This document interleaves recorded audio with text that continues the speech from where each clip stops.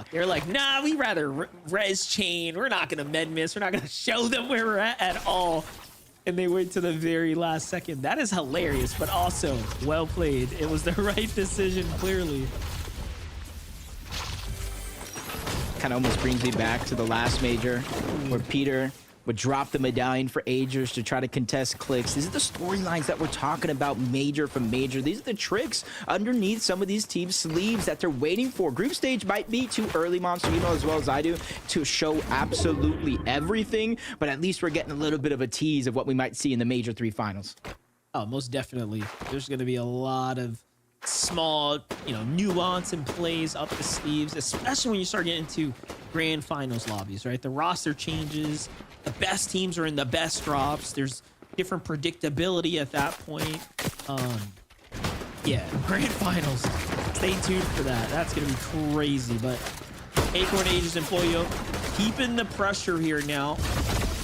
We know exactly what they wanted to do. They wanted to get a fight going. They find Zonda here the moment they enter into the safety of this next area. And one of the things I've noticed here, actually, that is drastically different from games 1 and 2 is you remember the island spawned over towards Foxy Floodgates. Agers, Pollo, Acorn signed up a line, kind of a triangle in different spots around those mountains and the island to get Surge. There is no island over towards Foxy Floodgates this time around, so they're going to have to change up their strategy. Instead of sitting on the island safe, shooting down for Surge, it looks like they're just taking a full 180. They're going aggressive. They're fighting team after team after team as they make their way towards that island.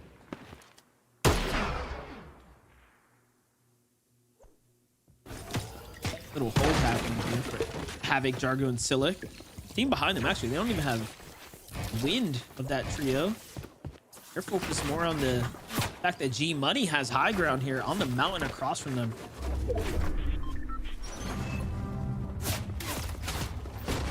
Still have yet to use that misform. Might have to if they don't want to burn through all these big shields here.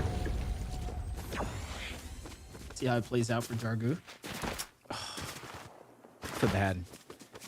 Reboot happened where you kind of think it's relatively safe over towards the top side of the map. Abuga, Craze threats, they always rotate on the slow edge of the zone, and that's where they were able to find 2 more eliminations. It's not a ton when it comes to that Storm Surge, but that's 2 more eliminations worth of points, boosting them further and further up the leaderboard. Remember, it's win and you're in through 5 games, or the top 5 on that leaderboard through consistency, so every single point matters. So that's a crucial find for them, even if they're not able to find that 3rd and final player. Right, and that pushes them straight into A rank, as you can see there as well. So really set up for success here. Still opting to play this kind of outskirts. You can see off in the distance a player misforming. Not too pressed to push, but the tags are going to be welcome. Surely they've done enough. 4 elims is plenty of damage worth.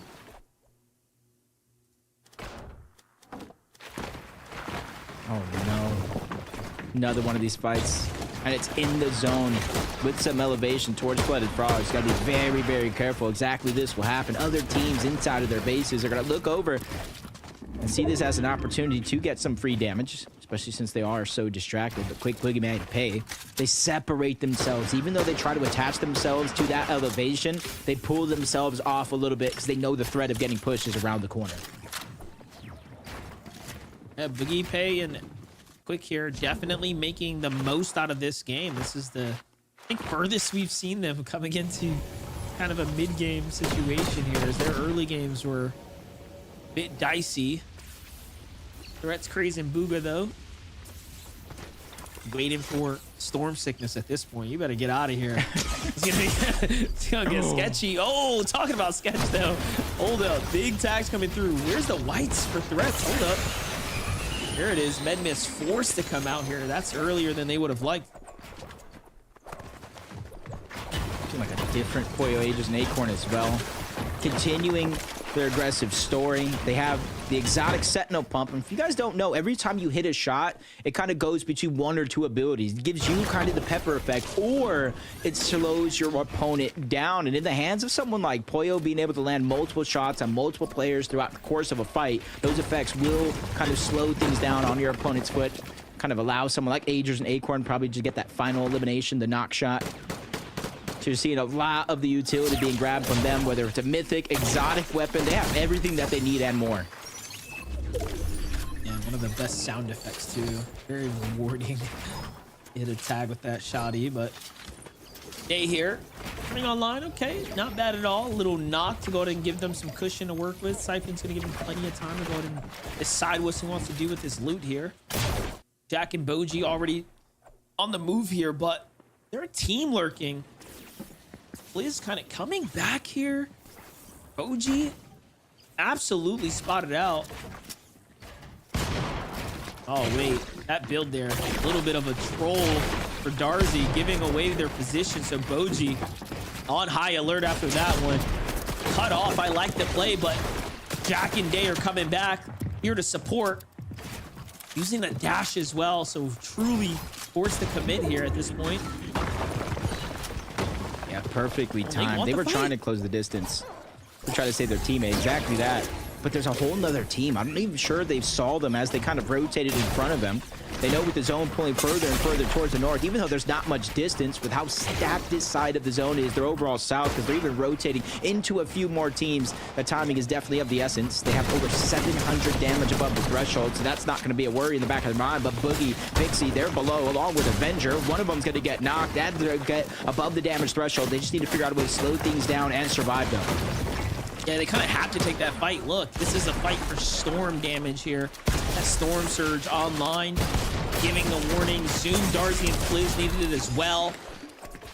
What an opportunity for them where it was almost all over. That trio kind of collapsing in was the thing that they needed. Who would have thought? Meanwhile, Day and team off to the side, kind of watching it all go down.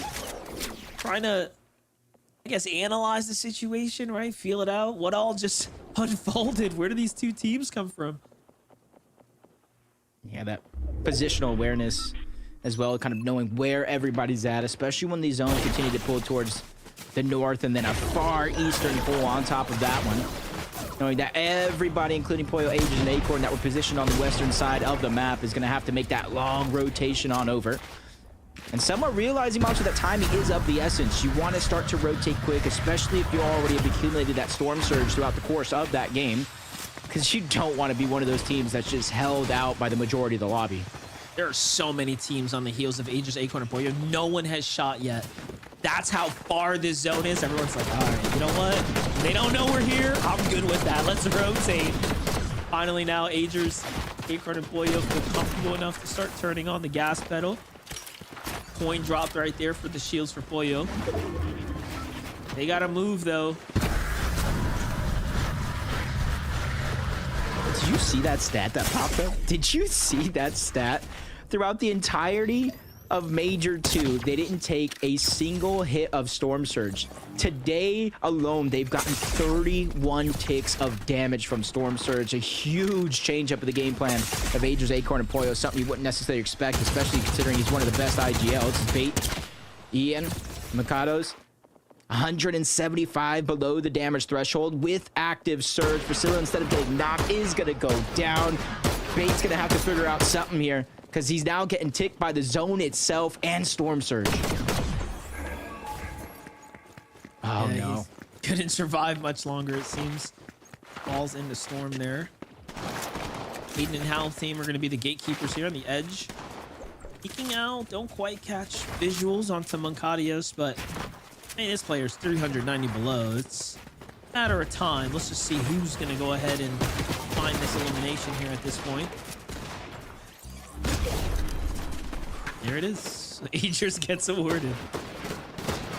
Just peeking around at the right time, right-hand corner. And there's basically 2 eliminations worth of damage.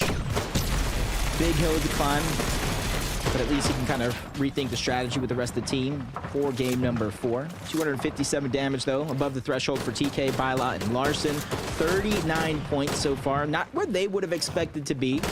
But with this game and 2 more left to go, all it takes is one big moment, a couple of big plays, a few eliminations to really change the difference.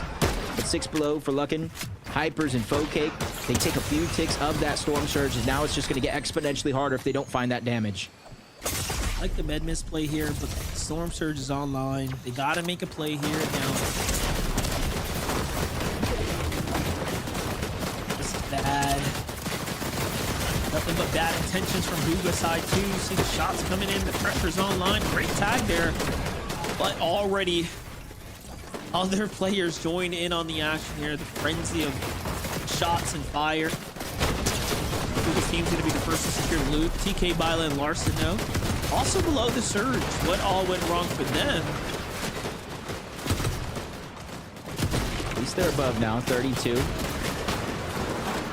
Playing the disaster down below, continuing to trade shots. Any damage is better than none. Now looking off to the distance, seeing a full team rotate on by, but because of that misform, they're going to be relatively safe. Majority of that way through. Shots able to sneak in, but 98 above. They're figuring out a way to just get a few shots to connect, even if it's not a massive confidence-building moment. As Aviv Rise, G-Money able to steal away that elimination. Almost 1,000 damage above the threshold. Eliminations for them isn't even about surge, it's about resources. A lot of mats fall in there. Bila, Larson, and TK find a refresh as well. And another team, what just unfolded for this squad is kind of going through enemy builds. That's the danger. Gotta be careful there. Bila levels up to his layer. And now all of a sudden, they're really in this game here. Zone's gonna pull further and further south though. Aegis, Boyo, and Acorn just master rotates here time and time again. This game really going in their favor so far. Seem to be in full control at the moment of the end game here. Another team is gonna fall to them. It's OG. Seems like it was just a matter of time. Jack caught there too. Day escapes, but for how much longer? Another misform as well here, Jacob. They're just looking like they're just making up for that last game. I think they got relatively low points, if any at all, and they say, well, now we got to go ahead and get 2 games worth of points here. If not the victory royale, they can take the rest of the day off. As we look in the clouds, this figuratively and literally, it's Threats, Craze, and Bugha. But the 8th zone monster, we've already seen it happen today. It might be entirely too soon for them to invest a ton of materials. Yeah, you know what? I think they're desperate. You know, after those first 2 games, not finding the placement points they needed, Bugha, Craze, and Threats are, you know, again, almost trying to force the win condition at this point.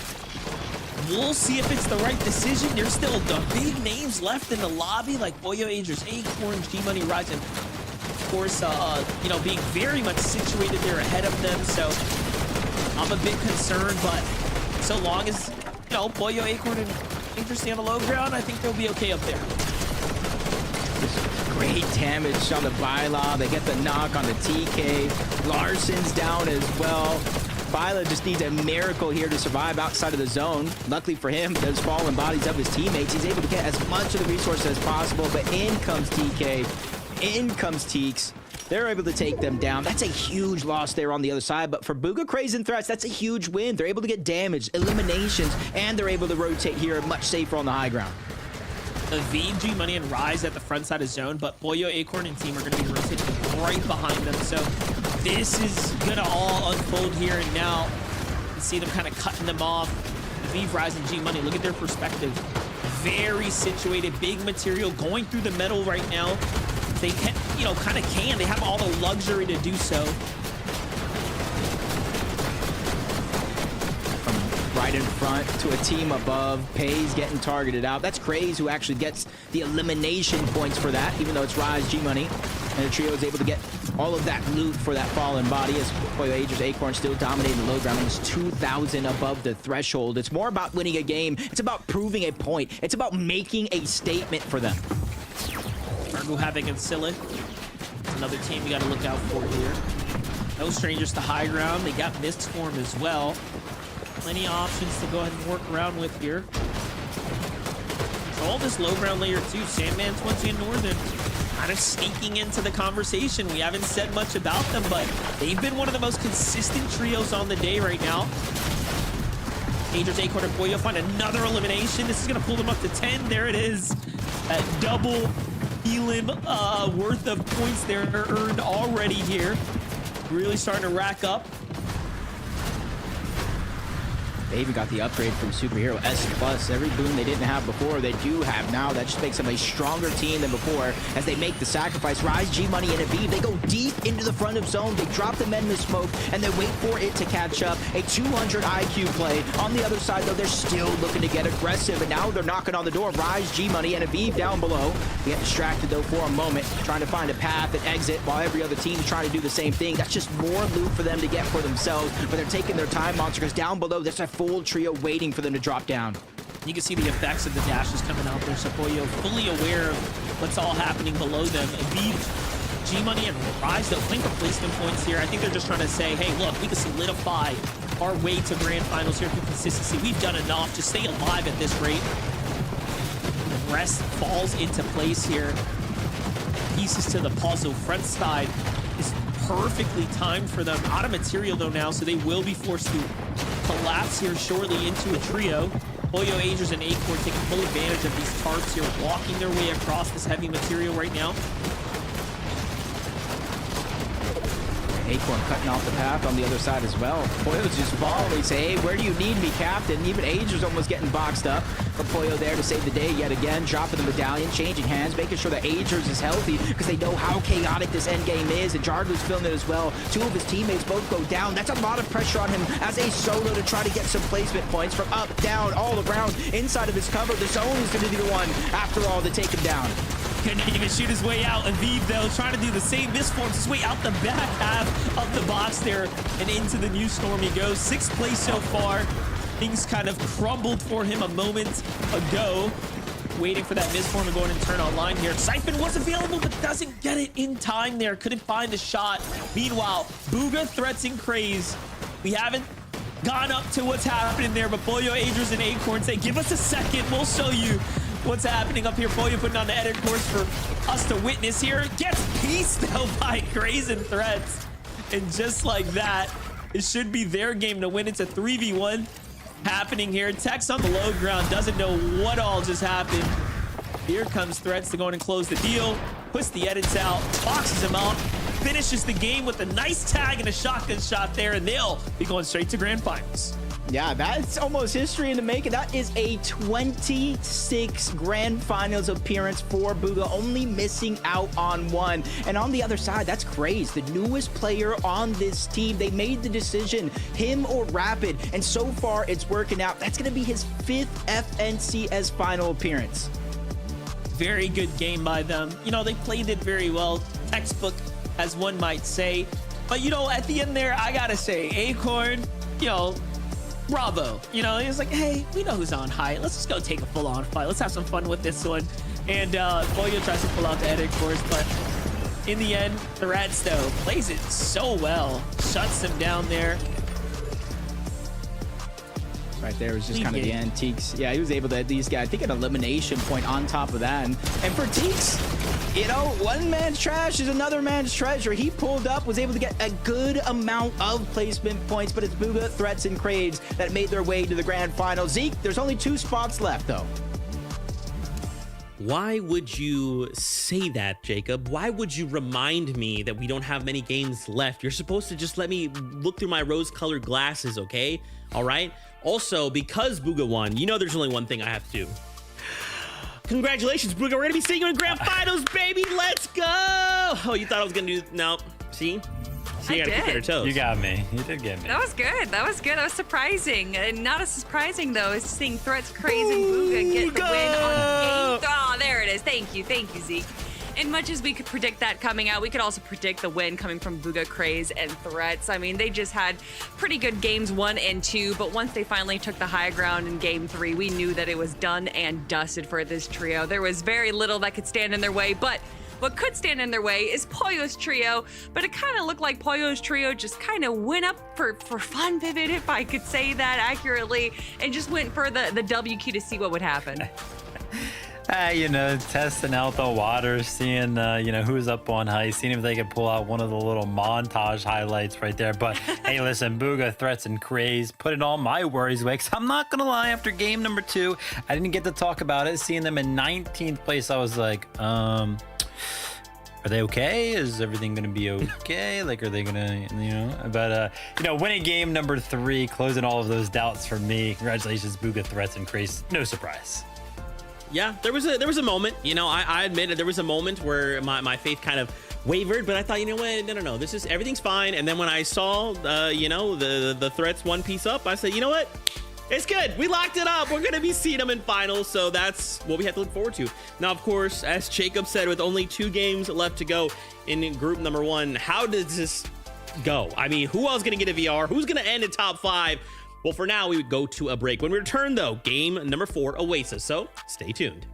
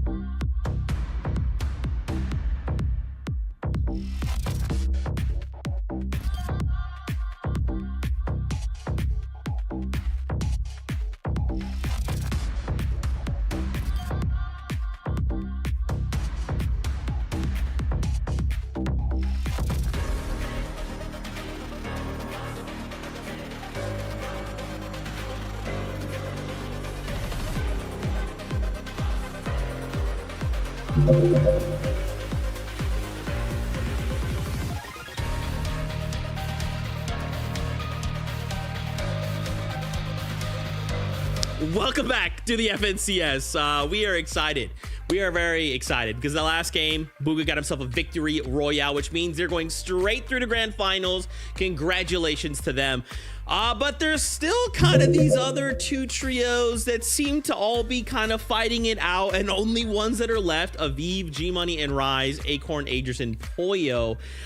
So I'm assuming, if my script is correct, one of these trios will win game 4, the other will win game 5. But Aviv, Rise, and G Money, man, they've just been really, really great. So like just in group number 1, they've been also incredibly consistent, not dropping a game outside of top 5, which is kind of crazy.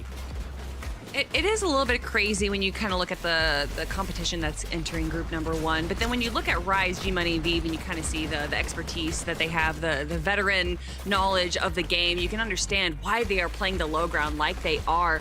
They are doing such a good job kind of following the rest of the lobby for these early game aggressions and using those misforms right when they need to. Aviv just plays so smartly in these end games, making sure that he's staying alive, but also paying attention to where the rest of the lobby is. And I think a lot of that is due to him playing the mid ground. A lot of players like to play the low ground going for those elims, but he likes to play the mid ground, which is just a little bit safer, but also allows you to have a lot more observation of what's going on below you. Yeah, those clutch moments before, but as a trio, right, when they were alive, they did something so good in game number 3 right there that actually went ahead and clinched up that top 5 for them right there. Basically, what they're going to want to do is just continuously put themselves in the front of the moving zone, right? Not necessarily inside of the zone, but actually in the storm where the zone is going to go. Well, how can they do that? How can they just set out in the storm? Because of the med miss, right? They had a couple of these this game, and they continuously kept doing this. Unfortunately, though, for the trio, right, I saw them, I believe it was on this one. Once they landed in the storm, they just got sprayed by so many different teams, right? It was so hard for them to kind of maintain and get anything kind of better than a top 5. You would imagine, though, continuously finding positions like that, they would actually be able to get something better than a top 5. Hey, 5th place is great, but it's just like, man, they were in the best position so many times, but yeah, that pressure just ended up being too much. It's all good though, right? It's all good because they're still looking strong. 5th place right there, which is effectively 2nd. I know at times it can be confusing, but just think if we end in the top 10 overall of this leaderboard, that's basically our top 5, right? They are looking great. We only have 2 games left to go. I mean, look at the point differential, right? We just got to keep doing what we're doing. And of course, Agers, Acorn, and Poyo. Yeah. So, you know, I think, listen, we've seen some very unique play from the boys, right? You know, game 1 come out, crazy 2nd place, 17 elimination. Game 2, Storm Surge. Game 3, we see who's on height. Let's just LOL charge them. Oh, I got pieced up. You know, I feel like we're having a good time. You know, we're having a good time. They're still 1st place. I think it's fine, right? Zeke, you know, it's Sunday, which is commonly laundry day, and these boys are washed right now. I think it's over for them. I don't think they're going to make it into the grand finals. No, obviously, they're having fun. I don't know. You can speculate all you want. I'm sure that there's a lot of people that are going to say that what I'm saying is you know, slanderous, but I think that they're kind of just testing the waters right now. They're kind of seeing what the rest of the competition is doing, and they already know that they're so high up the leaderboard that they don't really need to go for that victory royale. Regardless of Kelly doing laundry and everything like that, I think it's still pretty awesome to see, you know, when they want to go ahead and turn it on, they can very, very easily. I mean, games 1 and game 3 showing 18 eliminations, 17 eliminations. They've got way more eliminations than the rest of the competitors, and they've effectively kind of only played 2 games so far. So incredible stuff, showing why they are favorites throughout this year. I'm just gonna chalk it up in like my mind's lore. You know, they're refining a strategy. They're utilizing a new secret strategy, and that's what we're seeing. That's it. That's what I made up in my mind. I hope you do the same thing. Okay. Anyway, game number 4 is ready. Okay, only 2 games left to go before we say goodbye for today. So, casters, take it away. There's it is only impressive, 2 though. games left. Jake, That's I was just just gonna say, it what's is crazy. impressive that few teams like Acorn can just go ahead and decide, hey, I'm just gonna practice, right, in my majors, in my heats. Yeah, that's what I was even thinking to say, the practice. You talk about practice with kind of a lack of tournaments throughout the course of this season, 2 divisional cups. This is exactly what teams in their situation could start to do more and more often throughout the rest of these groups. But game number 4, 2 games left. Let's get right into the action. And this is where it really starts to get interesting here. With these 2 games left, I'm looking at the leaderboard right now, Monster. 2 points would separate a possible top 5 going to the grand finals and having to play through that LCQ. That is elimination difference. That's a singular placement point of difference. And then we haven't even touched on the topic of any of the teams inside of the top 5 get a win. That opens up a spot at the bottom of that consistency. Yeah, at this point, I mean, Agers, Acorn, Boyo clearly have enough points to go ahead and hold the top 5 spot. If they just decide, hey, we're gonna just like be very casual these next couple rounds, right? Really just play it out, try to continue to refine our strategies. They're gonna take away a spot to the grand finals easily from someone else, but at the same time, they're kind of teeing up another team to take a dub. Right? So it's kind of an interesting dynamic. And in any case, we will be seeing them at the grand finals. That's very clear. And one thing's for certain, everyone else that's not in that like 120 plus threshold point area right now, you got to turn online. You need a win.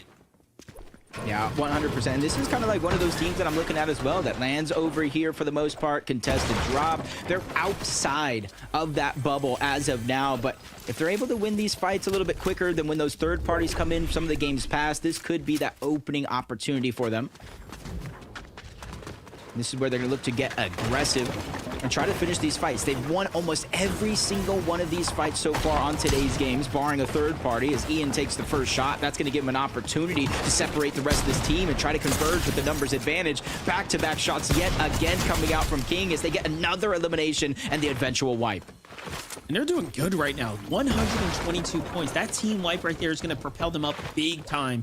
More cushion for them to continue to, you know, earn their way up the ranks right now. All they need here is a big end game, and they'll be a true shoe into the grands. On the other side, look at what's happening here. Again, this is a team that is played exceptional, right? You could just tell by their end game strategy, their positioning, you know, all the highlights that they've managed to pull through so far. Clearly a cut above the rest. The BG Money and Rise could become the first on NAC to place top 5 in all 5 group games, right? Possibly setting up a little historic run for themselves. Yeah, especially since a couple of these guys are in the top 5 for overall damage throughout the course of these games. As Vixie, Boogie, and Avenger do find another elimination here down below on that low ground. Full team up above on that mountain, and even on the inside, you see Cinnamod in there just trying to get whatever loot is left behind. You have to be careful. Boogie knows now that somebody's here, breaks that build. Cinnamod just revealed his positioning in a 2v1. You know they're going to push forward. You know they want to try to seal the deal here. Like the pressure coming out of Boogie, Vixie. Getting up. Gotta finish this quickly, though.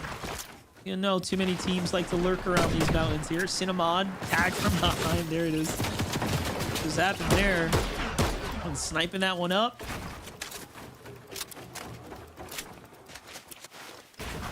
So they're doing a good job right now being able to push them back, but there's some arrows right behind.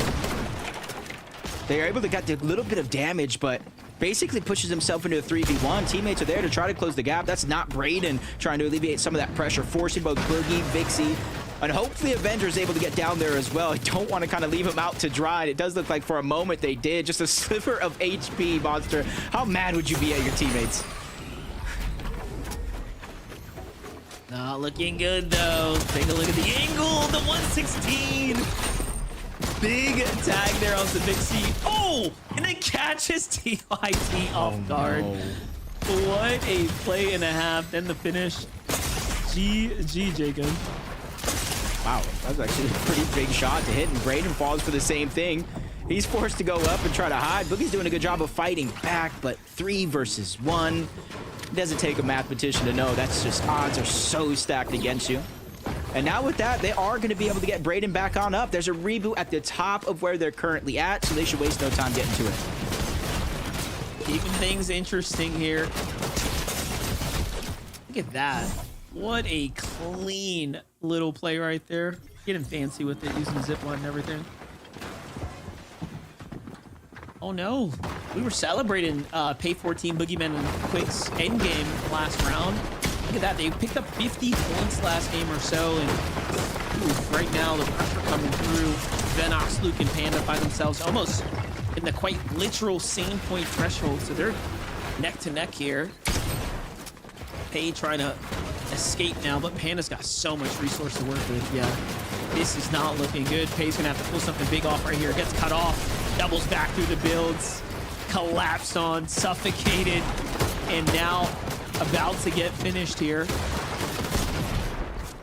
Boogie, you can see in the distance, just running for his tournament life here in game number 4.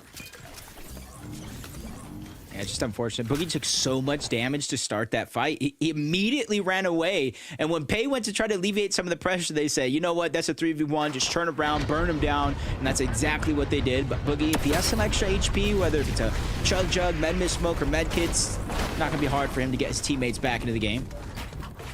Shogun's Arena of the Island does appear, and it's going to be no stranger at Pollo Aegis Acorn, a huge part of their game plan. And if they survive the contested off-spawn fights that we think we're going to see in the Major Grand Finals, this is exactly what they're going to be looking for as step 2 in their journey. Yeah, they're having no problems. I mean, like we said before, what they're looking to is the land of gold. Let's be honest, right? Even this major right here is a matter of, one might even say, ego and preparation, right? So everything that I'm seeing right now is clearly pointing to the bigger picture. Yeah, Pollo Aegis top 2 in damage after 3 games, 4,200 damage and 4,100 damage. Just kind of neck and neck. Acorn to IGL, just kind of making sure that he stays one of the best IGLs in the history of the game. Sandman, Northern, and 20 towards Supernova. They were able to get some damage early on. I did see a knock go out into the distance. And with the zone pushing from north all the way towards the south, they're not going to make it a priority to rotate early. They're just going to make sure to look back at every single one of these teams just like this, knowing they're going to have to rotate first.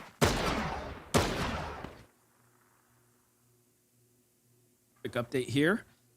Larson by TK doubling back for an elimination now. They find just on the skirts of the zone. It's going to be 2 from whatever trio they were kind of engaged on.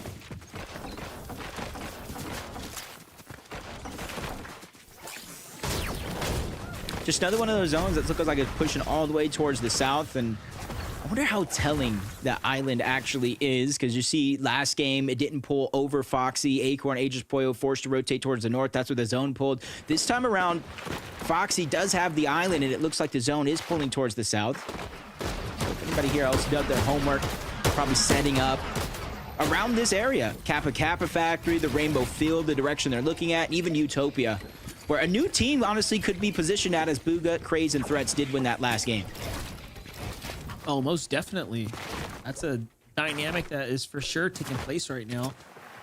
I mean, yeah, you know, you got to think about that too, right? 3 less trios already in the lobby, kind of loosens things up a bit here in the early game. Not as chaotic. It almost feels like we saw in those first 2 games, especially. Pretty noticeable, fast, action-paced early games for those, but G-Money and Aviv, of course, securing Aspire here. Going to be rewarded handsomely in a couple moments. Void, Broken, and King, though, doubling back to the Flutter Frogs here.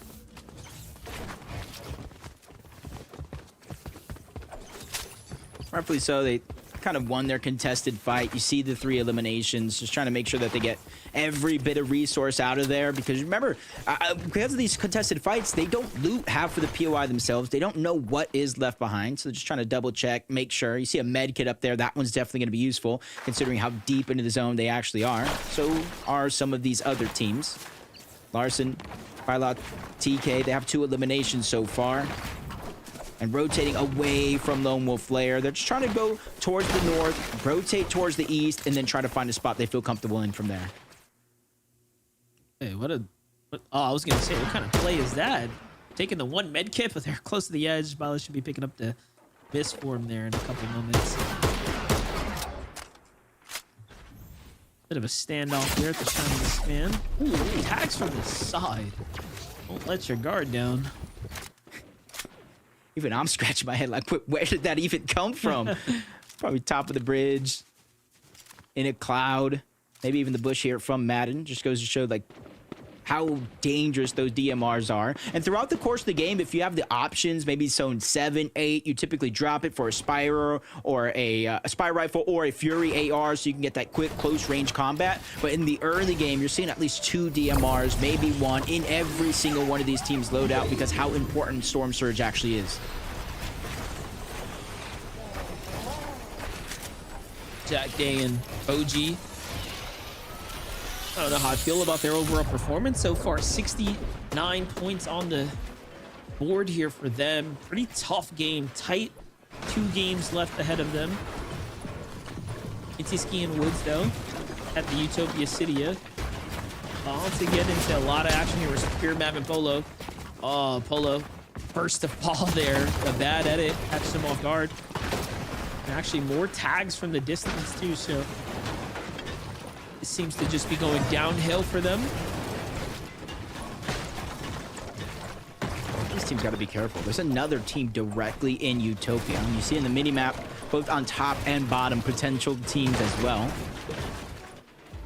Luckily for them, they are kind of in the center of the zone, so unless they're forced to be proactive for Storm Surge, which chances are one of the teams probably might be, they really don't have to risk too much at this stage in the game. Everybody else, though, you see Void, Broken, King still rotating in from the north. There's one more team over from Pump Power. They might end up clashing, but that's where a lot of teams start to build up that metal material if they haven't had it already. Yeah, this team seems to be pretty capped off on most of their other mats at the moment. Hey, did Brooklyn catch visuals onto Preston here? Does look like he knows they are there now, rotating out. Trying to make a dash here to see if he can get a couple tags. This is going to be a big opportunity for him. Preston's very lit. Couple headshots from this fire rifle. That'll be all she wrote here.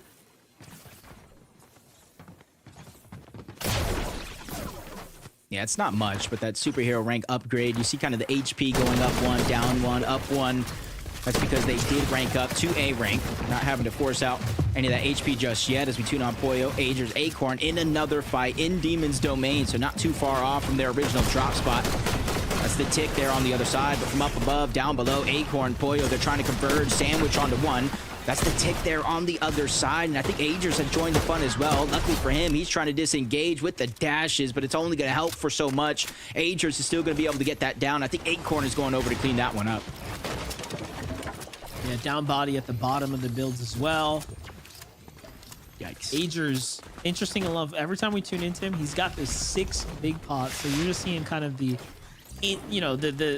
strategy almost take form here, right? Whose role is what? Oh, look, Aloe. I didn't know where he was. He's kind of hiding out in the background there. Fantasy Kappa at the edge of zone. Probably the top of outpost. So it is kind of centering up for the most part.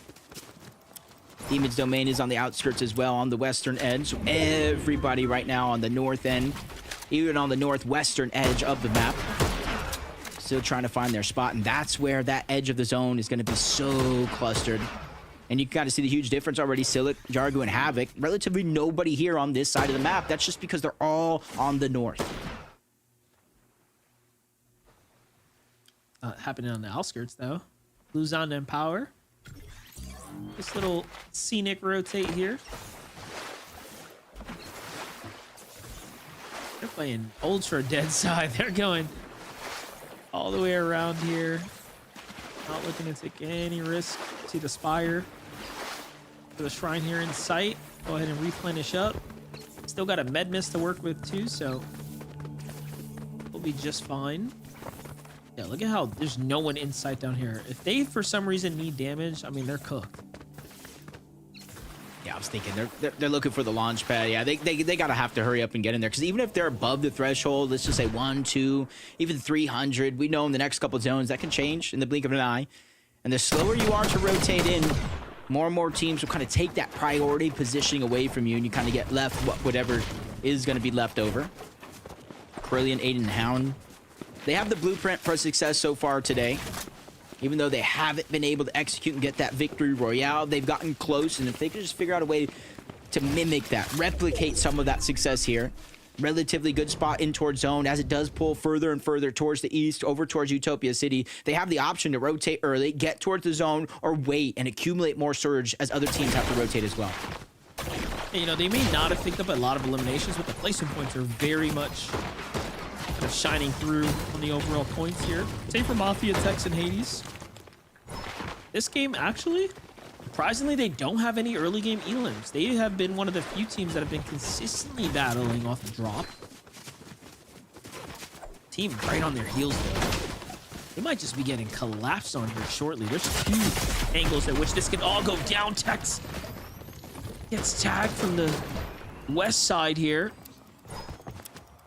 The team behind him stops moving in their tracks. Like, wait a second, we don't want to get caught in between this canyon here. It's pay for team. I know we have the luxury of seeing it too. You just see how many teams are on the edge that they're rotating towards as well. 82 below the damage threshold. So instead of focusing on just getting Storm Surge, they're going to try to get in towards the zone first, find a spot that they feel comfortable with, and that's where they're going to try to accumulate some damage, maybe even on this edge, knowing there is a team behind them, because that shots that we saw earlier on could be their opportunity. Might be the only safe one, at least. Pollo, Aegis, Acorn, they already have the medallion from the island, and they have Havoc down as well. Their destruction of group number 1 continues. Just flexing at this point. 1,000 above here. None of the problems we saw kind of in that game too. Mafia hates the text though. You just watched them rotate here. I like that lurking play they were trying to set up, but it seems like team didn't end up tailing behind them. What a fresh pickup though. Oh, I don't think he saw Boogeyman there. Missed edit now. Kind of keeps him exposed. Team Flyers back though. And there it is. They're pushing that solo that he saw. Yeah, I think they kind of saw him at the last second, but they really had no choice. They couldn't go for. Ooh, nice shot into the stairs from 50 or so to 181, plus the elimination on top of that. And for Teeks, Hades and Mafia, they started this game at 132 points, 3rd place on the consistency. They just need to continue to have the same type of games that they were having, or at the very worst, just not go down early outside of placements. For G-Money, Rise, and Aviv, 208 points, all but secured their spot as well over from the outpost. Things are looking good for a good portion of the lobby, but Knaves, the Tick, and Owlo now have their backs up against the wall. Active Storm Surge, 180, drop down to 73. They're connecting with shots, but not fast enough to alleviate any of that pressure. Every 7 seconds, 25 damage. And on the other side of these boxes, Monster, it's Aegis, Acorn, and Pollo. So it's going to get harder for them if they're fighting it out as Pollo claims the first. Aloe fought so hard to save his team, pick them up, get them back in the game here, but 500 below the threshold there. I mean, there's only so much you can do, especially this late into the mid game now, as things are starting to really progress along. Pollo, Aegis, and Acorn continuing to use these opportunities to just polish up and sharpen their steel. Look at that find right there. Plenty of material for the end game to come. Mafia techs though, Hades, look at this. 400 below now, so although they've kind of inched their way through, find and have found opportunities to kind of stay in the game, this is where they've now fallen significantly behind. They will need to take this full trio fight. I like that they're doing it here and now before it gets in later, but this is not going to be easy at all. And they did get that superhero upgrade throughout the course of that, but exactly what you said, 403. That's more than 2 full eliminations worth of damage. And it's just going to continue to get worse. The zone pulled towards the south, 456. They have an idea of a team right below them that they kind of want to jump on, but they haven't got the green line yet. And the more time that they waste in this situation, Monster, the harder it's going to be to get the surge and survive the rotation. That A rank definitely giving them a lot of time alive. They're kind of playing with house money here, but tagged on the rotate. That's the setback you got to be careful with. The surge, of course, starting to add up here. Let's see if they can do something big here. They need to finish this team. No, they were waiting, ready, kind of block those shots coming in. This is it. Woods comes down, no, boxes him up. And the counter cone out of Woods there allows him to escape ever so briefly. Mafia finds a tag, needs the Siphon here to stay alive in the game. There it is. Jacob, they might be doing it somehow, some way. I mean, just a couple more seconds to survive, kind of live to see another day. Just need Storm Surge to deactivate for a moment. Give him a chance to breathe and refocus their attention onto something else as Luke, Vinox, and Panda Season is just rotating away. That is their Storm Surge if they have any hope of getting it. And Hades goes down to Void outside of the Storm. Mafia's left by himself. 610 damage, and he's gonna finally meet his maker here. But no, 3 HP and a dream. 23 seconds. Storm Surge will reactivate, Monster. Oh my gosh. There it is. The misform. He was waiting for it to go in and cool down. No, tagged on the way, but hey, he earned Might have been a placement point, top 20 there, so wasn't for nothing. Just battling through and through to the very end. Meanwhile, Vive, Rise, and G-Money, they want this refresh here. They find Liam and Flo on the outside of the zone. Full finish. Just collapsing on the teams. They get a big set of material there to go ahead and work with now. Jargu Silic, the last two alive on this trio, seem to have had a tough time with Surge themselves this last zone. Things are starting to heat up now. Get high ground though. Pollo, Agers, and Acorn. I think they had enough Fortnite for the night. They might be looking to pack this one up. Hey, any team that's below the consistency leaderboard, 6th and on, you're kind of hoping happy. them, a Vive's team somehow pulls off the victory royale, because that kind of ushers everything upward. It opens up a spot at the bottom of consistency, and with how close it is, it could be anybody's game. Void, Broken, and King, one of those teams that I was talking about, started this game at about, I think it was 4th place on that consistency leaderboard overall, so they're definitely within reach inside of the bubble. They just need to solidify it here without these next 2 games. Yeah, this is good. Good time to go ahead and punch out.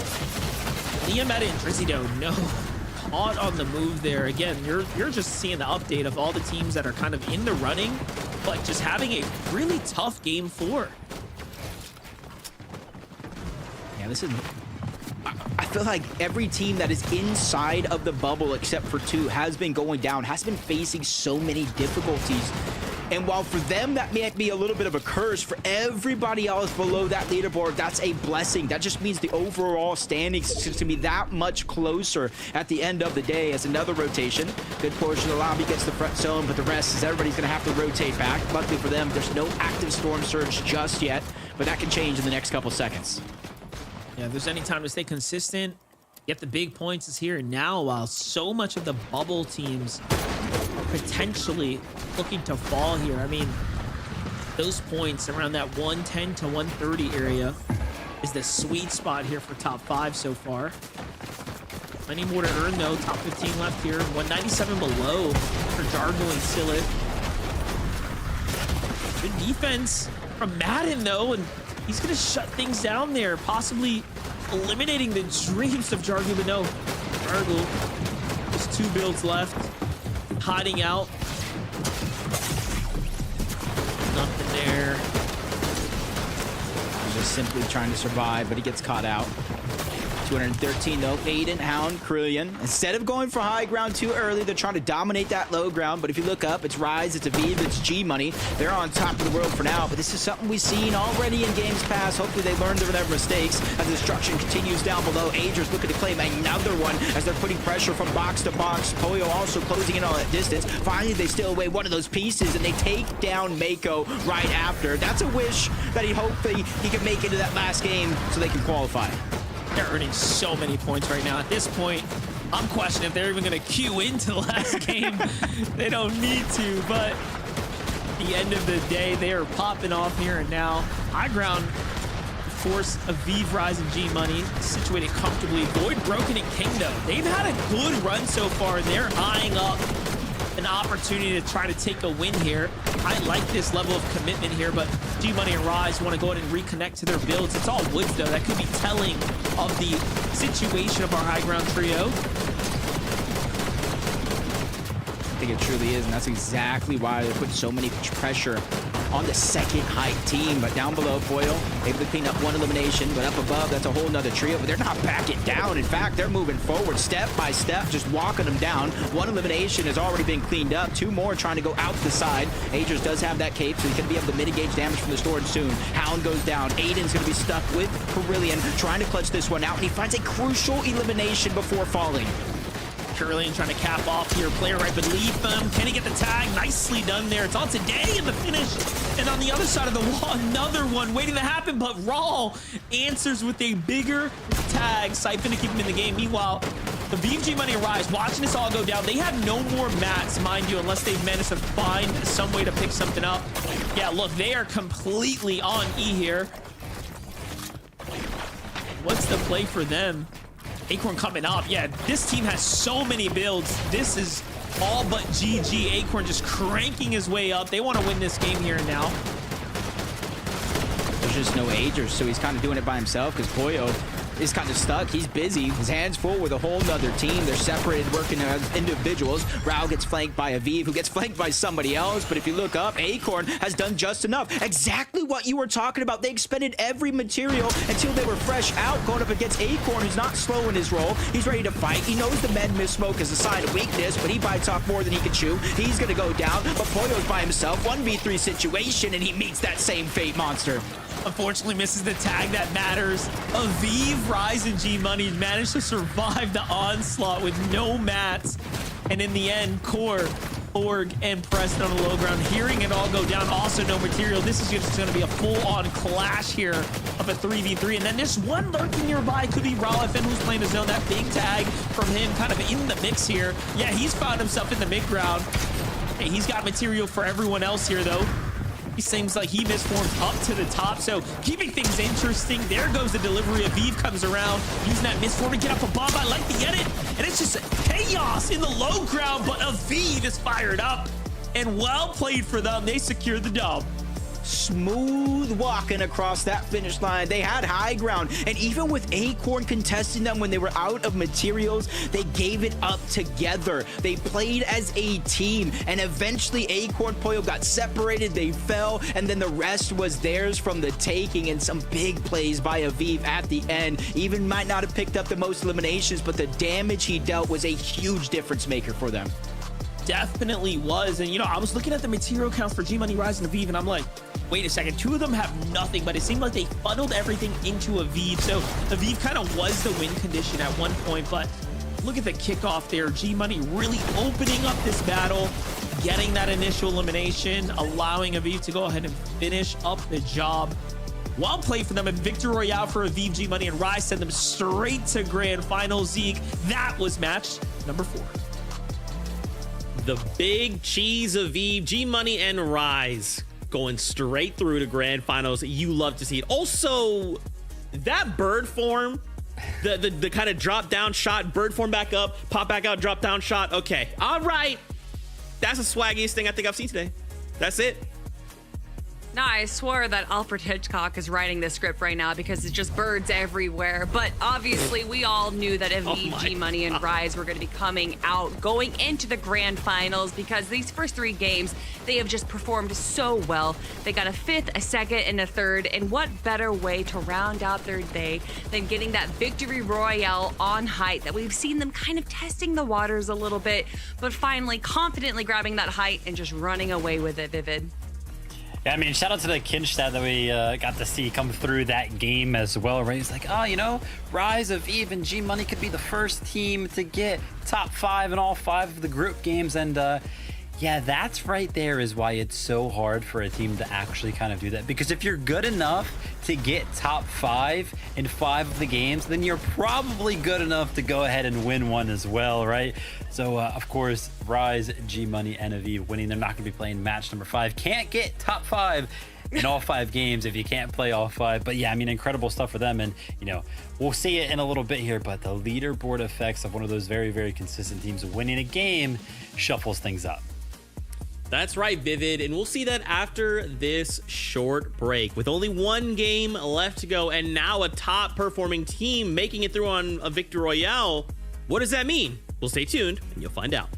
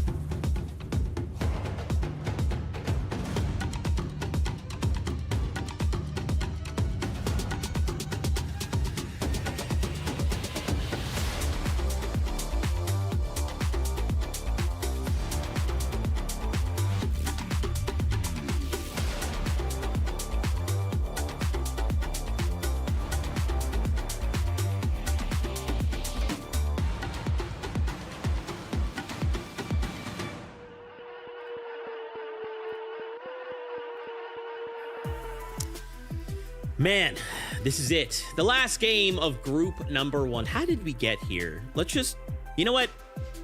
Just gonna wipe everything. We're gonna start over. All right, this is now game 1. A good thing I don't have the power to do that. Game number 5 is right around the corner, but we wanted to just highlight a couple things from game number 4. Maybe you just missed it, but Aviv got himself the Victory Royale. G Money, Rise, we'll see that trio heading straight through to grand finals not too long from now. But there's a couple, well, there's one last trio that hasn't got a VR that, you know, they're still performing the way we'd expect to perform. I guess, will we see Aegis, Acorn, and Pollo get a VR in game number 5? What do you guys think? You know what's so funny is that during rehearsal, we even joked about them not going for the win for any of these games just to get a little bit more practice in. And I don't know, you know, it seems like that. I don't want to claim that that's exactly what they're doing, but they seem to be in so many potential positions to go for this, you know, advantageous spot. And then they kind of just go for the W key. They go for the aggro. They want to go for the eliminations, regardless of what we've seen them play before in Majors 1 and 2, where they're so smart with their height takes. It kind of just seems like they are, once again, testing the waters. They're kind of feeling out the rest of the lobby, and this might be a good way for them to kind of judge how the grand finals are going to play out a little bit. Yeah, I actually, I've got a little bit of a challenge for this trio here. A little bit of extra credit, if you will, right? Game number 1, 17 eliminations. Game number 3, 18 eliminations. Game number 4, 19 eliminations. Oh my god. So, Zeke, what do you think it is that I want in game number 5 in this trio? Okay, hear me out. We Don't make go ahead and get complicated here. 96 eliminations and the Victory Royale. In all seriousness, though, I am curious because, obviously, remember, so the 5 trios who get a Victory Royale, they go through to the grand finals, okay? So then we want to be basically in the top 10 of this leaderboard, which is effectively our top 5, okay? So with them being at the top so far away, they're definitely secured themselves a spot. You sure? There's just no way, right? They're not falling out. But if they were to get a Victory Royale in this next game, I feel like that's kind of pull the leaderboard up. And I would like to see that, right? Because that kind of gives more people opportunity to fight for that top 5. You know, especially as we kind of start to flip on over to effectively what is that bubble, so to speak, right? I mean, it's only a point between 10 and 11th, right? It's 131 to 130. So there's some kind of interesting back and forth there. So I feel like it's probably most beneficial that they get the VR here, right? That would probably be the best for the lobby. I think honestly, regardless, they're gonna win. So they either take that VR spot or they take that top 5 spot. I don't think that's actually gonna affect the lobby too much more. But I do think if you look at this second page, we have so many teams that are within that contention of getting top 10 right now. Violet, TK, and Larson that sit in top 10 are just 130 points, and we know that a Victory Royale, or even not even a Victory Royale, but a top 7 with a handful of eliminations, can just shoot you up the leaderboard. And we have some big names here. We have teams like Day, Jack, and Boji, Sandman 20 and Northern, Power Blue and Xanda, Liam, all of these huge teams that are within that precipice of making it into that top 10.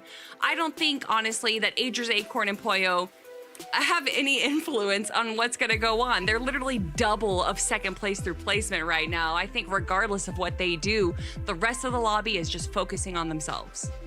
Of course, Acorn, Aegis, and Pollo, they're secured, right? But there is way more teams that are not secured than are secure right now, right? Talking about all of the bubble teams, the ones that are kind of close to making it into that top 10.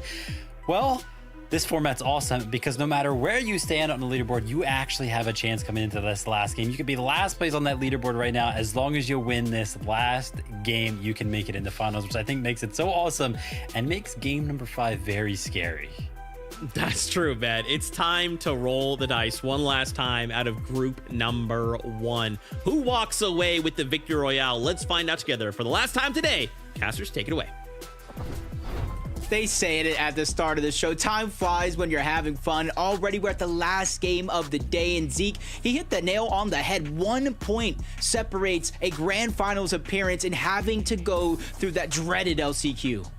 Yeah, one might say that if Acorn, Aegis, and Pollo honestly just stay consistent, it becomes a more competitive lobby in theory, because they're just going to go ahead and snipe a spot and say, you know what, the 4 next best teams are going to be the ones to go ahead and step up. So at this point, we know they're a shoo-in, and you know, last game, a lot of teams came up short. Teams that could have honestly broke away with a hefty lead had a really tough game 4. So clearly there's some lobby adjustment happening here, Jacob. Yeah, and if any of these teams in or outside of the bubble, if you're that close, go down early in this game, you're literally left watching and hoping and praying that that point threshold is enough. But game number 5 is here. Who goes to the grand finals? Let's find out. It's been a great group 1 so far, but the last time we step onto this group's battle bus begins here and now. Game number 5 is kicking off, and you know, I couldn't be more excited to start gearing up for the future group stages. This one right here, definitely, I would say, not riddled with too many surprises. All the teams that have pulled through with Victory Royales were clearly some tier 1 trios kind of coming into the mix. And now that it comes down to the final wire, it really wouldn't surprise me if Boyo, Acorn, and Agers decide, hey, we're gonna have some more fun and secure a 2nd place for good measure. You know, looking at that drop map, we were talking all day long. The teams that win a game, that opens up their drop spot. Who's brave enough to go over there? Rise, G-Money, and Aviv just won from Outpost. We saw how much space and loot they were able to get, Monster. Not a single team moved over in that direction. So we're going to stay with contested fights off the drop, just like this one. Bylot, Larson, and TK going at it yet again, but it's Polo that's able to get the first gun, try to drop into the building. Bylot takes a good amount of damage. His teammate is there with the twin fire shotgun. One's going to go down, but it's only going to be a trade, and TK gets the better end of that deal. And a siphon too. That was probably the most important part of that entire exchange right there. Spear has a shotgun. TK slips out the side, and Spear second guesses himself here and says, you know what, let's just get the pickup, save my teammate, and allows TK to kind of refresh and recoup himself here. I mean, TK's got a big decision. Jacob, what do you think he does in this situation? I feel like he just has to hide. He can't even necessarily disengage because we know how crowded the north side of the map is overall. So I feel like almost, if you hear this reboot going off, you might have to try to make a play, but it's a double reboot on top of that. So maybe TK is thinking, get these reboot cards, disengage, and hope for the best. Yeah, he's got to be quick, though. He's in the room where the cards are, but he had to break through the wall first. There goes the first one. Here they come now. He does have that extra build, but no, gets cut off there. And just like that, TK's run ends, and they did not earn any effective points this game. That'll be GG. Polo Spear and Mav get to honestly fight their way to Victory Royale at this point. That's just a heartbreaker. We were talking about on the bubble, in the bubble. They were the line. But you're seeing these contested fights throughout the day. Flooded Frogs. It does look like Void's able to get the first jump and the first wipe onto them. And a huge change-up, too, because they finished it rather quickly this game around versus some of the previous games that we've seen today. That's going to allow them to loot up the outskirts and all of this surrounding area from Flooded Frogs that they weren't able to do in previous games. Void Broken King. Big 3 elims. Saw the highlights. They're comfortably in the 170 range now. You know, they might have done enough to go ahead and also secure a seat on that battle bus to the grand finals. Boyo, Agers, Acorn sticking to the trusty strategy so far. Again, this is all in preparation for the weeks ahead now. They've been, honestly, the entertainment for the night.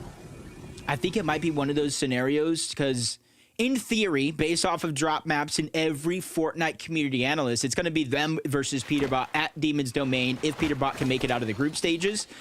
But you got to realize, going up against a team like that, you can't expect to win every single contested drop. So in order for them to have a shot at winning if they are contested, Monster, it's going to come through high elimination games just like this. So I think it's a perfect strategy they're doing today. Not really trying to win the game, but more so trying to put up those big elimination games for, in theory, closing the gap if it was finals. Gotta close that gap here. Game 5 of 5. Once again, this is the last opportunity now. Any team in this lobby still has a chance to go to grand finals through the Victory Royale format. For everyone else you're seeing with 100+ points, they just need to stay consistent into the end game. Big fight happening here. Power Blue and Xanda, their whole tournament on the line here and now. Let's see it go down. Oh, that was a big one right there for Power to win it. Trades the shots, but he gets the better end of it. It's gonna be the first elimination being acquired so far. 3v2 gonna play out the rest of the way, and Blue is trying to keep it that way. But he's getting jumped on, trying to make space. You see him using so much material to try to get back to his teammates. And as soon as they get this opportunity to get in the same box hip to hip, they're gonna slow it down, take it one step at a time, and hopefully try to finish up this fight. Up they go. Power's returning back. He's trying to get the high ground. He's getting that pressure onto Smoss and Electro, but he's playing safe. They're going to go ahead and use that misform to try to reclaim the high ground, but they're separated. They're duos. That puts them in a pushable spot in this 3v2. But it's a matter of time. Big tag there for Blue. Nicely done for him. Toads up the opponent. Finds the big healthy shot onto Electro. And take it all the way to the sky here. Just tossing him some time and mats, but... Oh, he's trying to axe him. Oh, and then blocks him out. Wait a second. Okay. Keeping it interesting for us at this point. It almost looked like he was trying to body block him into the corner. Yeah, he was trolling. He was holding him right there, and then he backed up and blocked him. Not gonna lie, that was almost a super nasty clip, but he ends up being the one pump instead. And I feel like I didn't make too many like predictions coming into this group stage, but I was like, Power, Blue, Xanda, they've been consistent, especially Power throughout these past couple seasons, making at least one of the major finals on 2 different rosters. So I kind of predicted them to make it. I didn't think it was going to be this close. Sandman 20 and Northern, another team I thought would find success here today, especially since they're uncontested at Supernova Academy, which most of the competitive community thinks of this as the #1 drop spot in the game. Outside of Demon Stone. Look at this messy fight going down right here. 3v3, but teams kind of in the vicinity, listening, watching. And Mako, Void, and Icy are at 90 points, so they really do have an opportunity, if you will, to make that top 5 still. They might be sitting deep in that second page, but they're not out the running just yet. Especially if, you know, any of these teams at the top of the leaderboard open up a spot inside of the top 5, give them that much more of a chance. But they're looking, I think they're looking about like 50 points, so around maybe a top 5 or something, depending on how many eliminations they're able to accumulate as well. Xanda, Blue, Power continuing to rotate, trying to find eliminations. It almost seems like this team is trying to take control over their own destiny by picking up these eliminations, trying to bypass some of these players in towards the zone so that way they can hold them out, rather than just kind of sitting in a surge tower and letting the game pass you by. I'm looking ready forward to the end game here. Xanda, Blue, and Power kind of set themselves up for all the damage they need.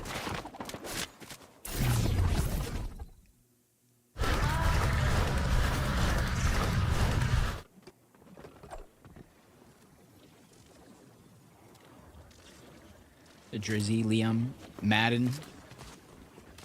We're towards the north side of the map, just outside of Pump Power and Supernova Academy. A lot of teams going to try to use this to kind of rotate in from the north side of the map, instead of just straight going in from the western side, where it can look to get stacked as Madden just gets down quickly. Even though there is that mobility with the dashes and the misform monster, there's just too much space to kind of close the gap and go for the elimination. But they have all those extra heals down the ramp. So don't be worried if you're a fan of this team. They will be able to heal up. They will be able to get into better shape. They're just trying to use it the most effective way possible. Jargo, Silicon Havoc. Opposite end of the story here. Just outside the Kappa Kappa factory. Zone kind of pulling towards this side. We're already into zone 3 of the last game. You can see the lobby starting to cut down quickly here, but it will still come down to a very intense end game for all these trios as the pressure starts to set in. We started this journey at the beginning of today's show. We talked about over 60 players trying to fight for their first grand finals.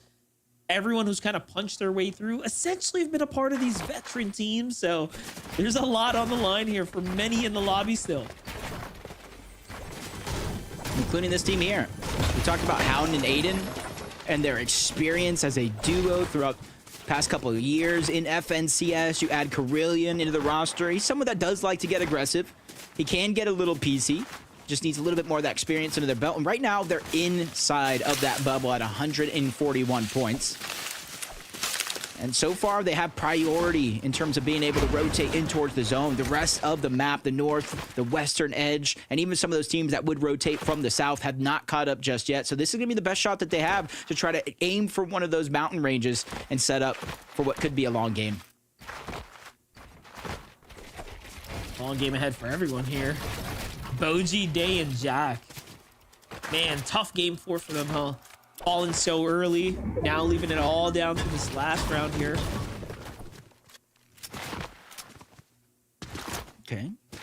194 points were required to qualify through consistency last season. Very, very similar on EU as well. I think it was around 189 points today.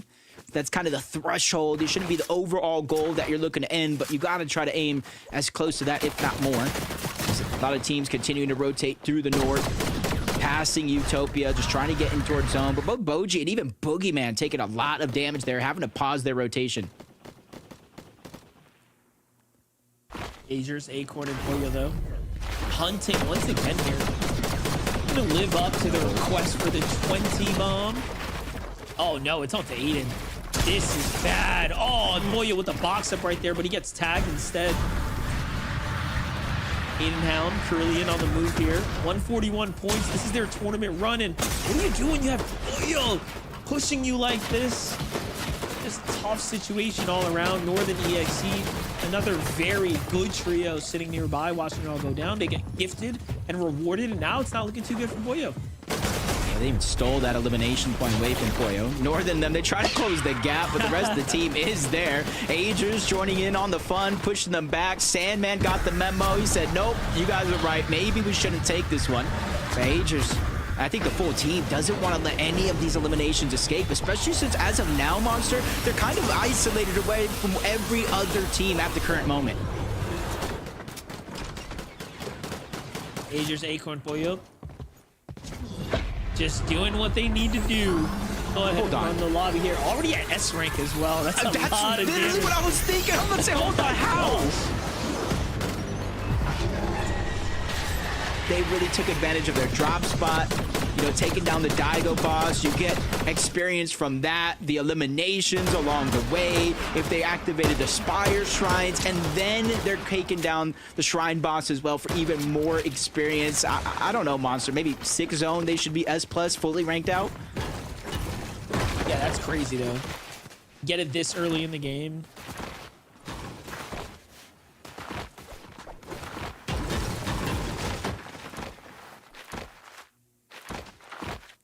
Did see Avenger pick up an elimination throughout the course of the past couple of seconds.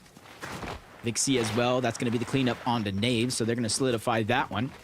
Broken Void King, 176 points.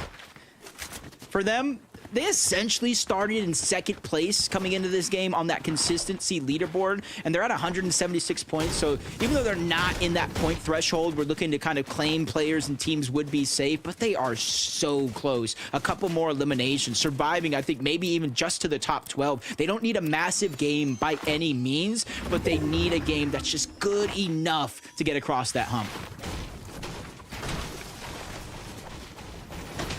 This is it right here for some. Luke, Panda, Venox have a team coming up quickly behind them. They're going to rotate out instead of taking any kind of friction here, any fight.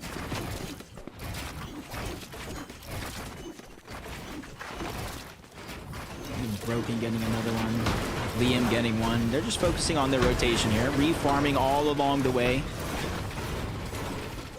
I think by now, a bunch of teams have realized the position that they're in. They played 4 straight games out. If they're not in the bubble yet, they realize not their entire FNCS by any means, because there still is the last chance qualifier. But the last chance qualifier is a very, very similar format, except no consistency. 3 games, win and you're in, and that's even if you make it to a finals lobby for your region's qualifier, because you still have to go through the open portion where there's Division 1, Division 2, and Division 3 all playing in the same tournament.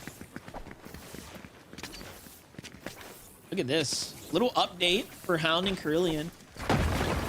As we saw what happened, they got keyed just by Acorn, Aegis, and Pollo, and then again, Northern's team kind of came in, but they're coming back to kind of finish what they started. Remember, they also lost a teammate here too, right? So this is very interesting as far as the overall story is concerned, but no, trying to target the teammate out the sky, and they do get him. Oh, tough one to deal with here and now. Not even just the knock, it was the actual elimination. So you have to wait for the reboot van to recharge before they even make an attempt at it yet again. But Carillion has different things in mind. He's just trying to create distance between him and that team, go deeper, maybe even towards Supernova Academy, and that's going to be the best chance to try to get the reboot. And if they upgraded enough, you can kind of see it in the mini-map as well. They do have those hero chests if they have the rank to access them, which should give them a good amount of loot, nice amount of heals to try to get back into the zone. Yeah, Northern and Sandman at that A rank have nothing to worry about here. That passive regen, obviously keeping them up, so definitely having a much better game of the two.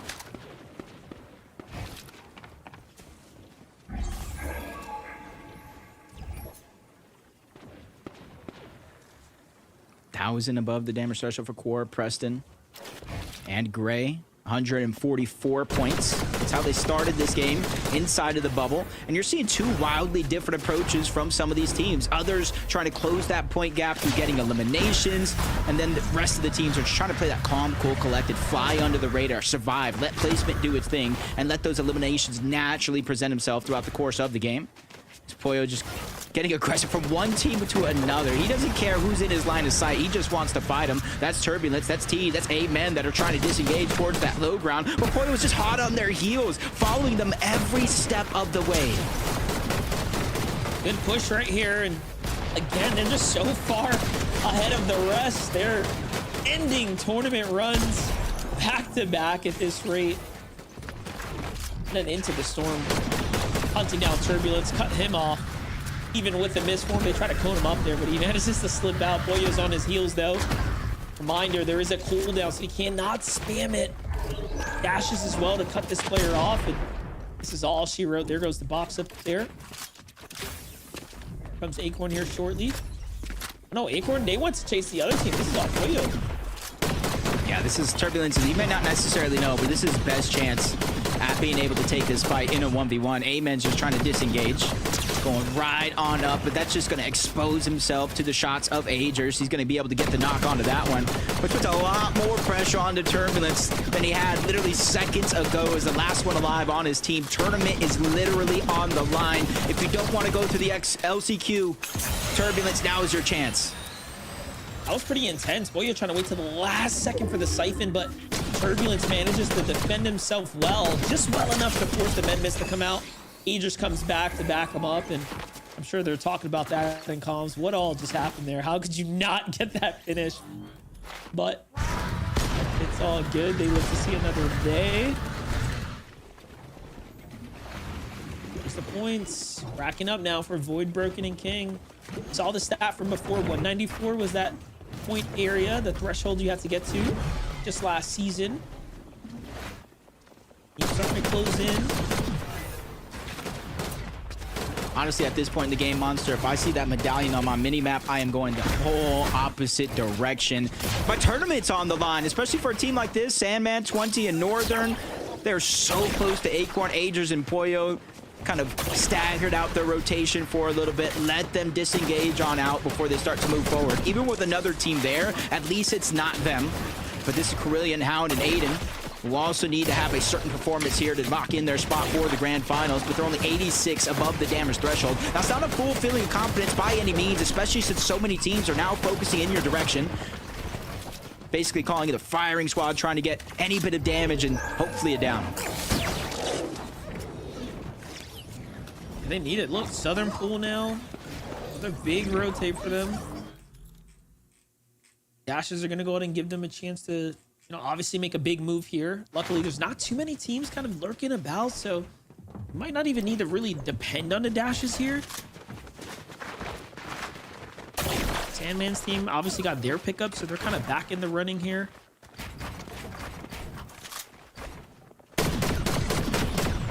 that team's on the surge right now. Yeah, Hound and them may not necessarily see it because you don't see the strikes that your opponents are getting Storm Surge, but you will hear the shield crack if you are close enough, which is a huge giveaway if nobody's kind of shooting in that direction of what they're going through at any given moment. But Hound, Trio, 300 above the damage threshold. It's not necessarily a worry for them, so they're just going to continue to rotate in. As Pollo Agers Acorn, they take notice of the lobby. They fire off in that direction, but it's only a momentary focus from the lobby. They're going to be able to survive, clean up that elimination, and continue to hunt for more. 6 elims already. Plenty of material here to play for high ground if they want to.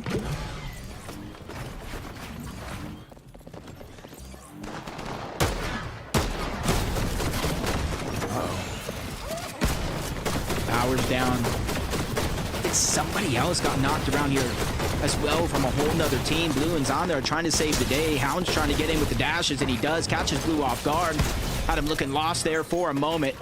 As Hound, Aiden Krillian get very much needed damage, and even more so the eliminations for the resources. A pick-me-up opportunity as Void's trying to run away. He's got Agers Pollo just hunting him down on the side from one team to the next. As soon as they see somebody move Monster, they are just W-keying their way in. That's how you gotta play it though. If you're Agers Acorn, Pollo, I mean, they got nothing to lose, clearly. They've been packing up these lobbies left and right now, and they're just continuing to flex their way through the low ground. Again, this is, if anything, a showing of how they're trying to prepare for grand finals now. They could be playing for height if they wanted to, but kind of putting themselves in these more desperate situations now as a means to practice, it seems. Now, though, Agers low on mats here, forcing the split from the teammates. Sandman, 20, and Northern trying to battle their way out from the trenches as well. Top 17 here. Plenty of elims for them as well, but the mats so low here. They will need a refresh here. Nothing yet. This is the point in the game. Top 17 placement points have just started to accumulate, and it's going to cascade with every full team that does go down, making this one of the most important parts of the game for a team like Sandman 20 and Northern. They started this game, I believe, outside of that bubble, but since then, they've climbing their way in towards it, inside of the top 5. If not, that victory royale in the final game of the day is going to be the goal for a lot of these teams. Hound, Krillian, Aiden. Step by step throughout the course, we've seen them below surge, and now they're 263 above the damage threshold with the single elimination, making sure to calculate every single one of their pushes.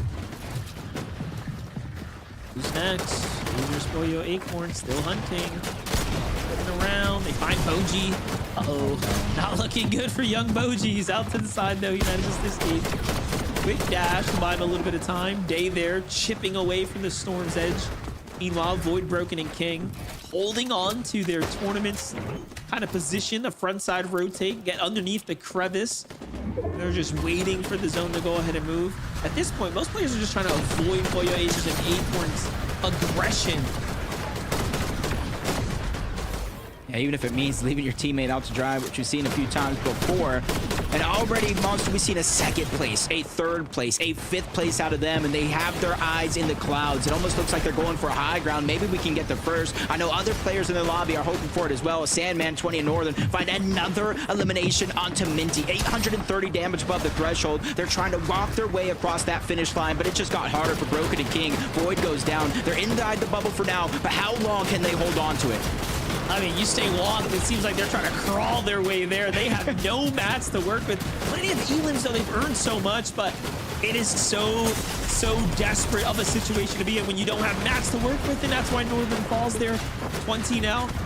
All up to him. Pressure's on him to go ahead and perform here. 10 elims, finds Hound, trying to look for revenge here and now. Gonna block this out. 2 players are there waiting. Doesn't even close his edit from behind. This is just a lot to deal with here. Another team above him as well. From Hound's perspective and Kerillian, though, they're in the same boat. Only 162 points. Not much you can do here. Shots coming in from the side. Those wood walls fall too fast. Kerillian living off the siphon here. Finds a surf cube. I mean, you might as well pull it out. What can you do here? Boji behind in the storm. Nice knock. Has to get the finish. Crawls behind the wall. Oh, denied in the end. The siphon that would have kept him in the game.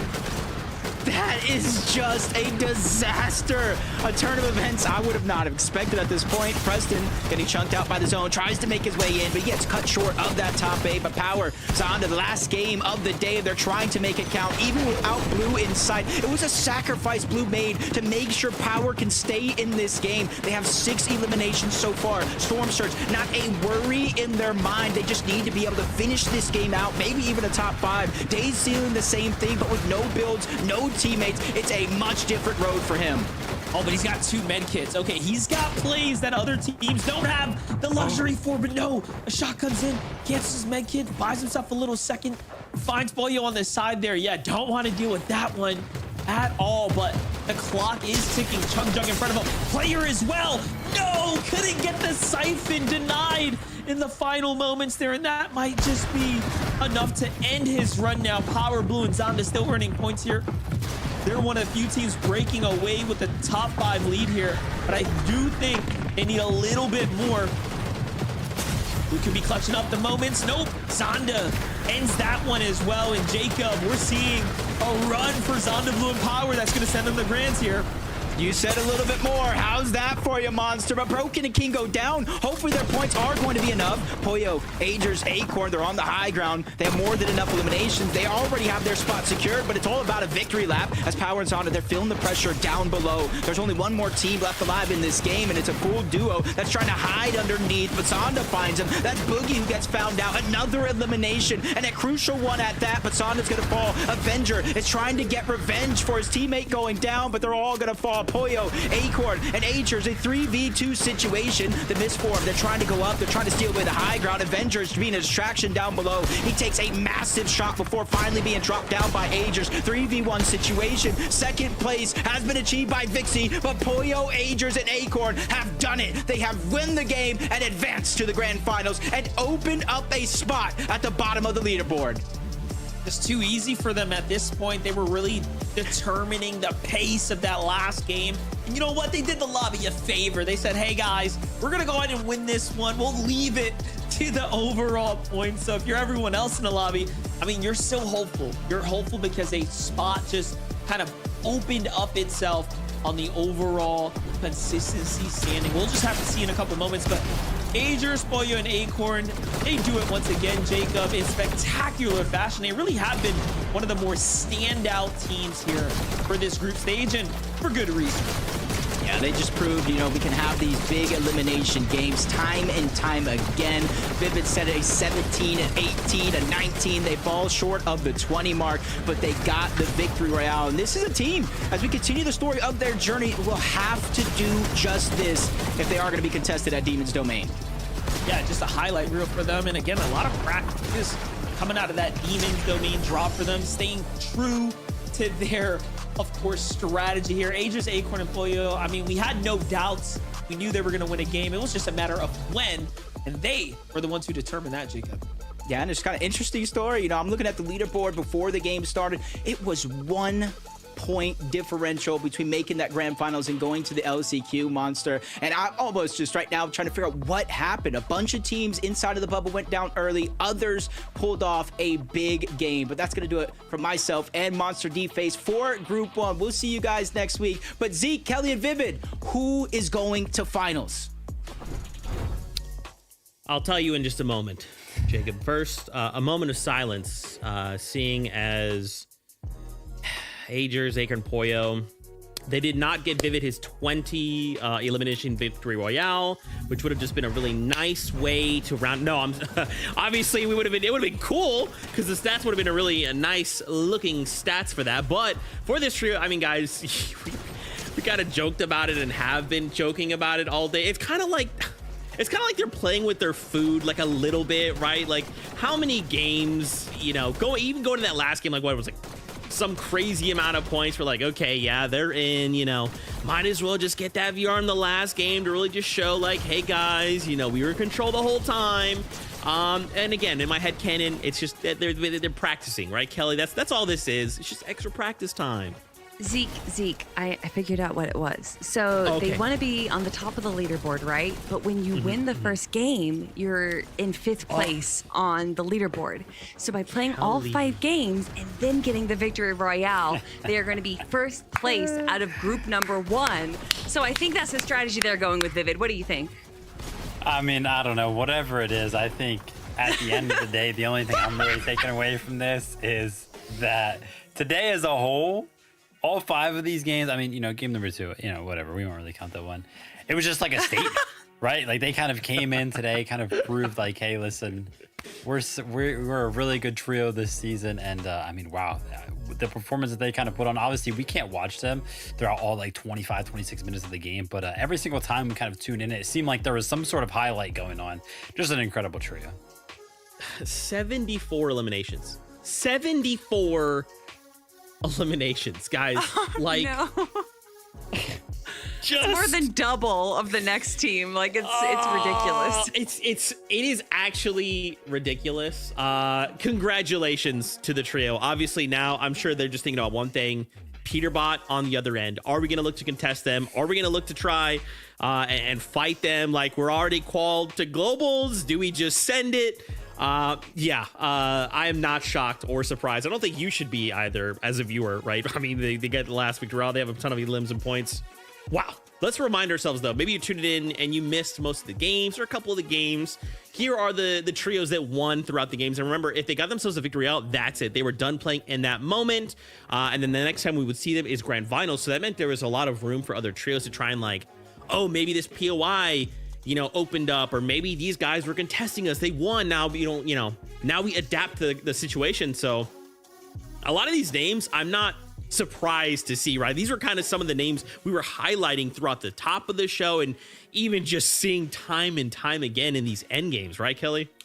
Yeah, no, these are exactly the trios that we kind of expected to perform very well. And that's kind of I feel like one of the benefits of going through these play-in stages where we find the top 99 and then going into the group stages. I know that there's a lot of people that might have some question marks on how these formats are run, but I really do think that it kind of benefits the top teams. We want to make sure that all of our big trios are making it into these grand finals because that's where they can punch their ticket into the global championships.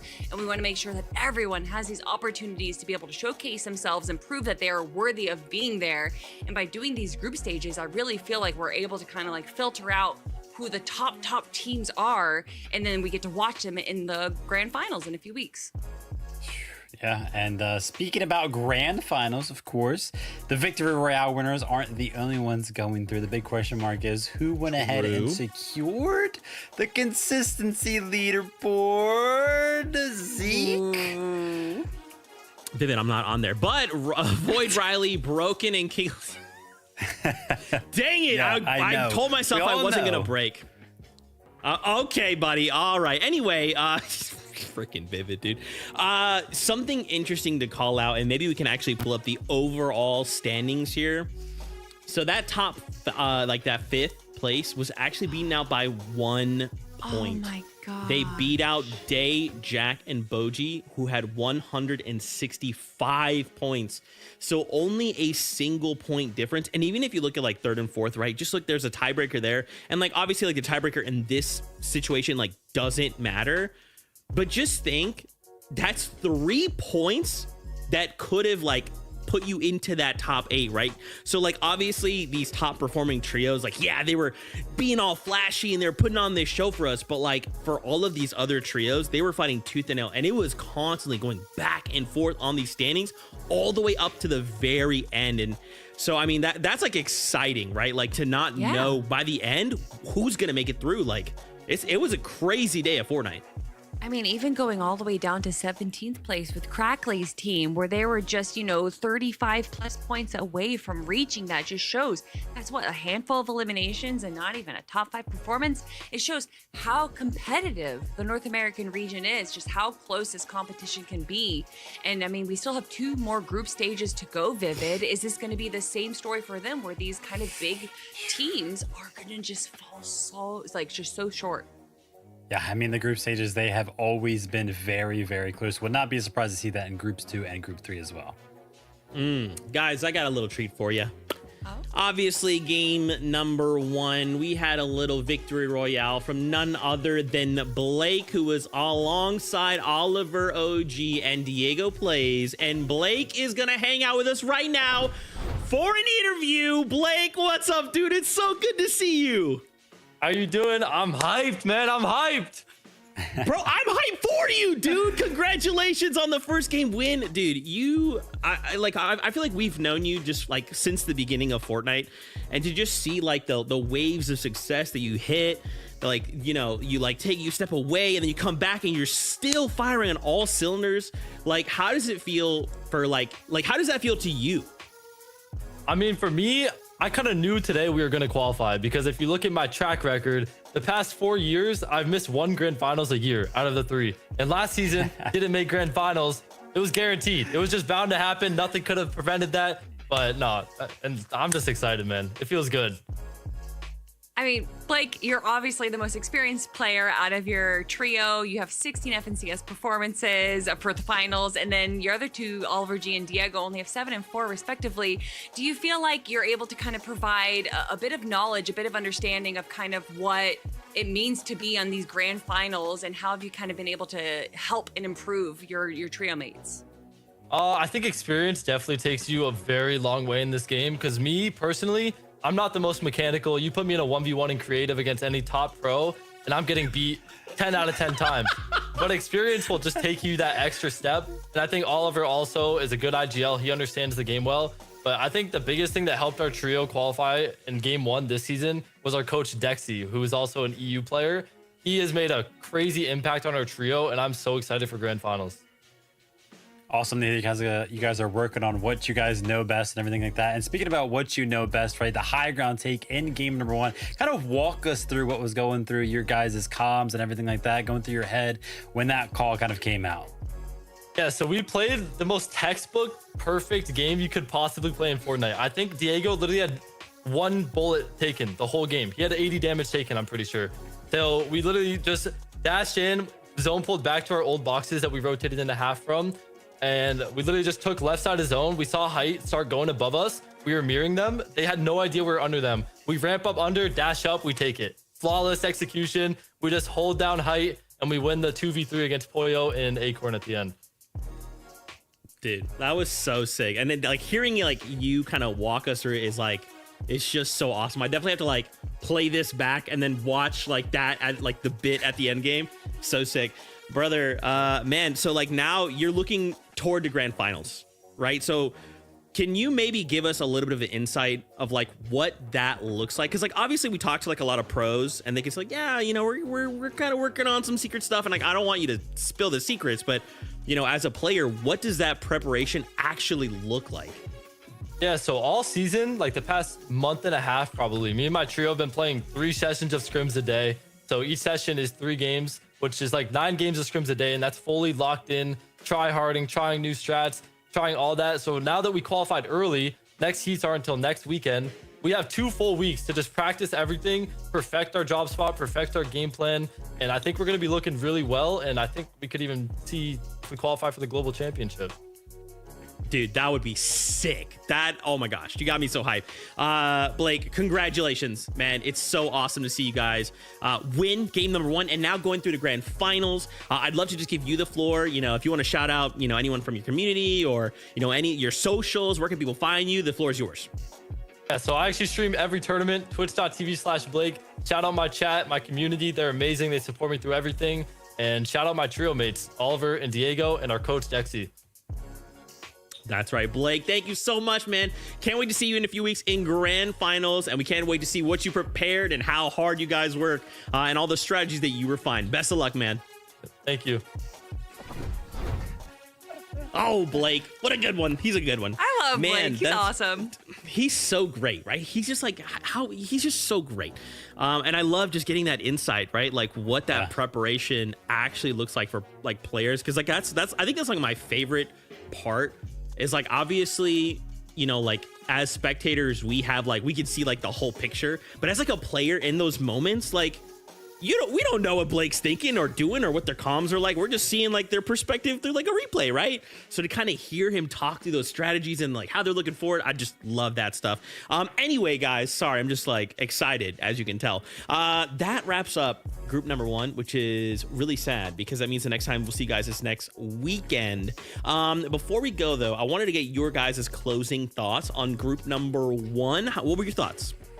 Very exciting, great story writing from Pollo and crew. I thought that it really actually honestly tantalized the anticipation that I have for grand finals. There's such a good story being built between the Pollo versus Peterbot.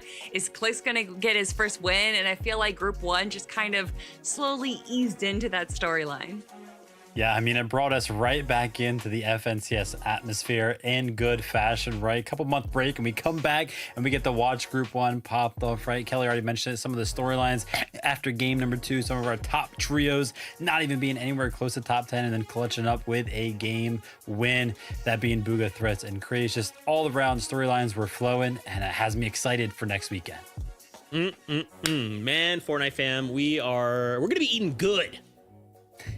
Yeah. Of course, can't forget, this is it. Major number 3, the last chance to try and qualify to the global championships.